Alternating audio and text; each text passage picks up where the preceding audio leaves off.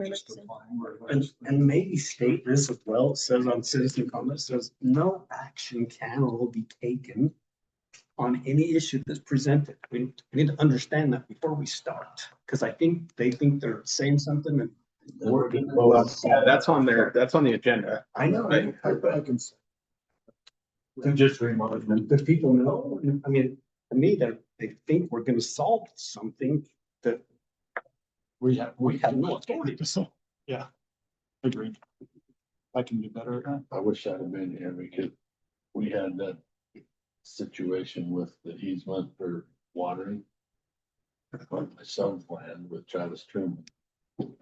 He was adamant that he would put the fence on that road. Now that road's been there for 30 years. He finally signed a boundary line agreement to put it back. He's like, I'm losing 2.5 acres. And I'm like, I don't want to tell you, Travis, that road's been there since the beginning of time back in the 60s. But that's illegal. Yeah, that was illegal. We had to go get the state ombudsman and the new survey, fill out all these forms, and he had to sign it and agree that the current fence line was proper. So that we Yeah. still have a roadway. I back agree. to our- We can stay Back that more to our clear irrigation. during that, just try to guide that conversation. But, so you had some, So under, on page 2, under the CARES duties, I thought we could add, coordinate with the support staff to provide an inclusive copy of each and every completed subdivision application, along with any additional documentation pertaining to the subject subdivision to the planning commission for their review. At the same time, this information is provided to the TRC for its initial review. This information should be emailed separately to each of the commissioners and should take place at the beginning of the first review cycle. And that's according to what our new subdivision ordinance is supposed to happen. So I just think, I know it's already in our ordinance, but since the chair is the one really coordinating with the planning department, I think it's good to have that in here too, just so we're clear and consistent. And then on page 9, let's see. Page 9, F1 conflicts kind of with page 13, 7.4, where a little ways down, it says any member of the commission or staff, upon recognition by the chair, may direct any questions or comments to those speaking at the podium. I would take out upon recognition by the chair, because then if you go to page 13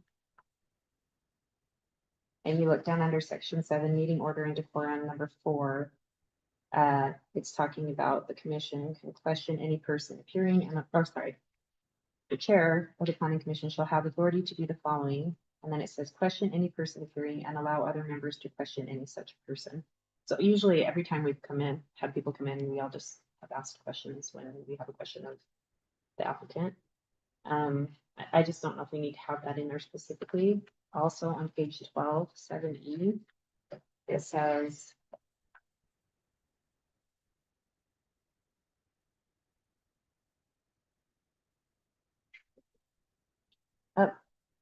where it says, talking about a continuation of the item. So if we table something, then it says with or without a date. I'm pretty sure Brandon gave us the advice that we have to have a date if we're going to table something. We can't just say we're going to table it indefinitely. We have to give a date when we table something. I know he gave us that advice in previous meetings. And I think that's fair to the applicant. If we're going to table something, we need to give them an idea of when that's going to be tabled to. Well, with that new round of how we approve stuff, we have a time limit, all right? So yeah, we probably should have a date. but I guess with how that works with the new processes that need to be called out there, if we're just like, they should understand that.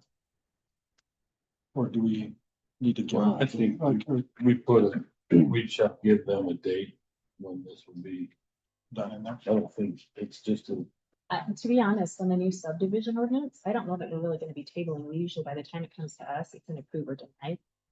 But where we see conditional use permits and other things like that, that's more where this would apply. Like for instance, with the drug and alcohol treatment, we wanted to get some more information. We had to check with the state as far as licensing requirements, so we tabled that. And I think it's only fair that we give them a date that we're tabling it to, so they can't have to just wait indefinitely. yeah, And then there was a typo somewhere I found. But even if you give it a date, like, maybe just the next meeting, you could put it again. Yeah, you can say with a You can tell condition. people to work this, yeah. Yeah. Okay. It's not saying for sure get an answer. I just think it's fair.